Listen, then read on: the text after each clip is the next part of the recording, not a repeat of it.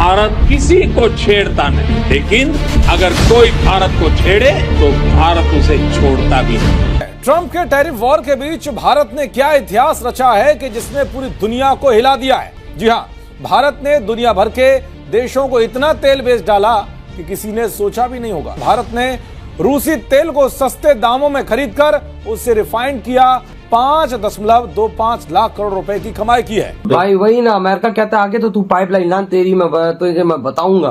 भाई पाकिस्तान का डी गनीला था। और उधर इंडिया को देखो, उन्होंने बोला जो मेरे फार्मर्स के साथ के बारे में एकदम करेक्ट होगा, भाई साहब भारत वही करे। यार इंडिया का हर मंत्री ये जवाब दे रहा है। मोदी जी ने तो पहले बात साफ कर दी, सबसे पहले मेरे देश का किसान है, बाद में कोई और है। तो ये जो है ना, एक इकोनॉमिक स्टैंड पॉइंट पर अगर देखा जाए बहुत पॉजिटिव बात है इंडिया के लिए।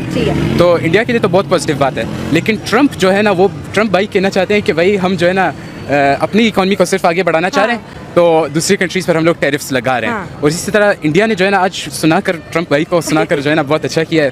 अमेरिका से काफी आवाजें उठी हैं डोनाल्ड ट्रंप के खिलाफ। अमेरिका को यह बोला है कि देखो यार, इंडिया को ना तमीज से बात करो, इंडिया से जब बात कर रहे हो। चाइना अमेरिका के पैरेलल एक नया वर्ल्ड ऑर्डर शुरू कर रहा है। चाइना ने बोल दिया हमारा मार्केट आपके लिए खुला है। रूस ने बोला आओ ना यार, कि छोटे मोटे यूरोप की कंट्रीज ये तो पलट जाएंगी तुम्हारे डर के मारे। सिर्फ मोदी जी, शी जिनपिंग और व्लादिमीर पुतिन खड़े होता है ना, तब भी बहुत बड़ी बात हो जाती। ट्रंप ने रिसेंटली ये भी कहा कि इंडिया एक डेड इकोनॉमी है। इस हद तक जा पाना कि इंडिया को एक डेड इकोनॉमी कह पाना है कि इंडिया का कंट्रीब्यूशन 18% की 18%, जहां पर केवल जो ट्रंप है वो ओनली 11% की भागीदारी दिखा पा रहा है। जय हिंद दोस्तों, डोनाल्ड ट्रंप ने भारत पर टैरिफ लगाया और अमेरिकन कहते रहे कि इंडिया प्लीज रशिया से ऑयल मत खरीदो, वी लव इंडिया वगैरह वगैरह। लेकिन भारत ने यहां इसी बीच इतिहास रच दिया है।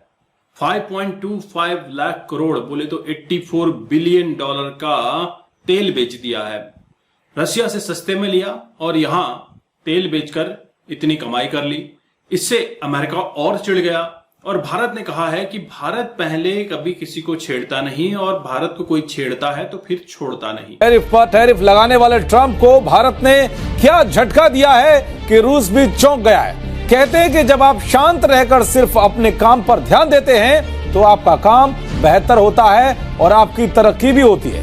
वैसा ही कुछ भारत भी करता है। भारत की हमेशा से ये नीति रही है कि वो पहले से छेड़ता नहीं है, अगर उसे छेड़ दिया तो फिर उसे छोड़ता भी नहीं है। भारत इन दिनों एक के बाद एक इतिहास रच रहा है। ये बात भारत के दुश्मनों की नहीं बल्कि अमेरिका के राष्ट्रपति ट्रंप को भी हजम नहीं हो रही है। इसलिए वो भारत को परेशान करने वाले टैरिफ जैसे फैसले ले रहे हैं, लेकिन भारत फिर भी झुकने के लिए तैयार नहीं है। इसी बीच अब भारत ने तेल की दुनिया में ऐसा धमाका किया है कि अमेरिका और यूरोप की नींद उड़ गई है। जी हां, भारत ने दुनिया भर के देशों को इतना तेल बेच डाला कि किसी ने सोचा भी नहीं होगा। भारत ने रूसी तेल को सस्ते दामों में खरीदकर उसे रिफाइन किया, 5.25 लाख करोड़ रुपए की कमाई की है।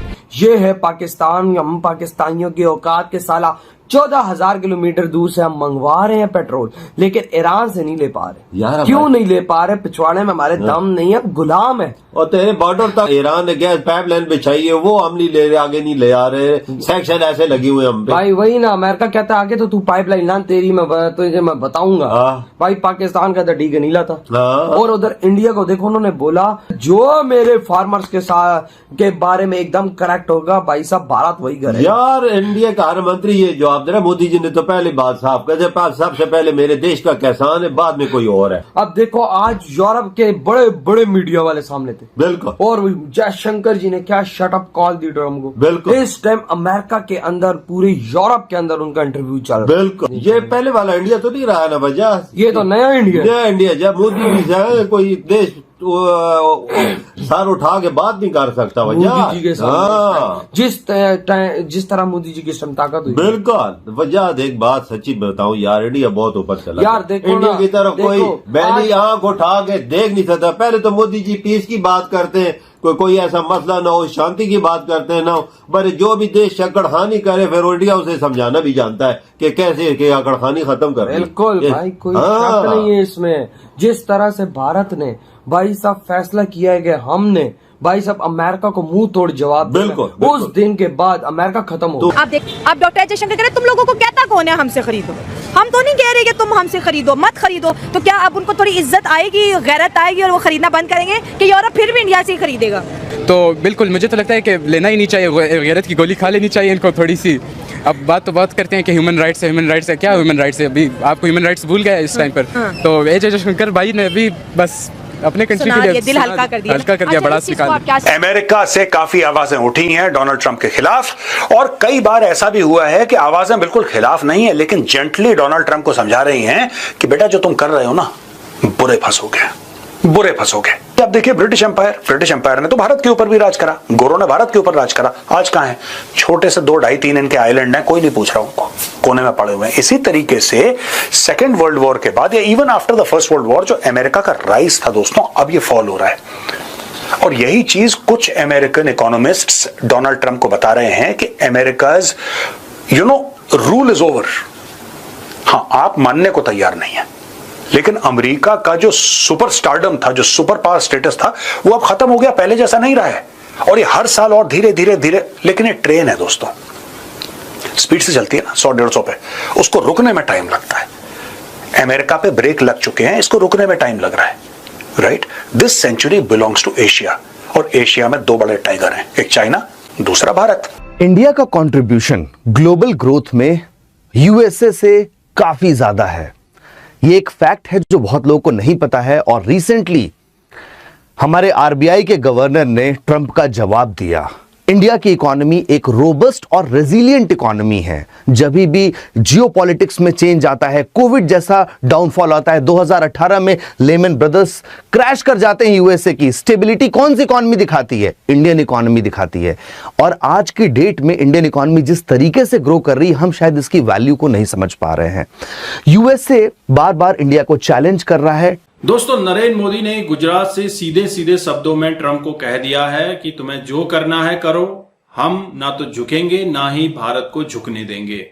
दोस्तों, ट्रंप के इस रवैये से पूरा अमेरिका परेशान हो चुका है। टैरिफ टैरिफ टैरिफ, उसका एक ही बात है उसके जवान में, सिर्फ tariff. Barack Obama, Nikki Haley जैसे बड़े लीडर्स कह चुके हैं कि भारत के साथ रिश्ते खराब मत करो, क्योंकि दशकों से हमने भारत से अच्छे रिश्ते बनाए हैं। वहीं भारत ने मंडे से पोस्टल सर्विसेज भी बंद कर दी हैं, क्योंकि ये भारत को खुद महंगी पड़ रही थी। जापान ने टैरिफ लगा दिया है।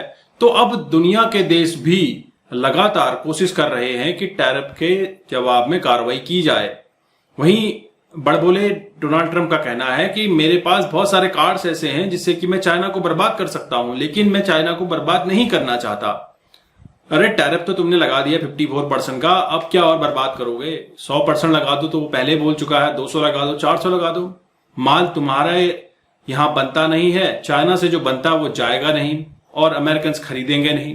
अमेरिकन अवाम खुद परेशान हो चुकी है कि ट्रंप प्रशासन ने टैरिफ लगाकर बहुत महंगाई अमेरिका के अंदर कर दी है, और इसका खामियाजा, क्योंकि महंगाई की आदत अमेरिकन को है नहीं, इसका खामियाजा अमेरिकन को भुगतना पड़ रहा है, और यह डोनाल्ड ट्रंप और उसकी पार्टी के लिए बहुत खतरनाक साबित हो सकता है।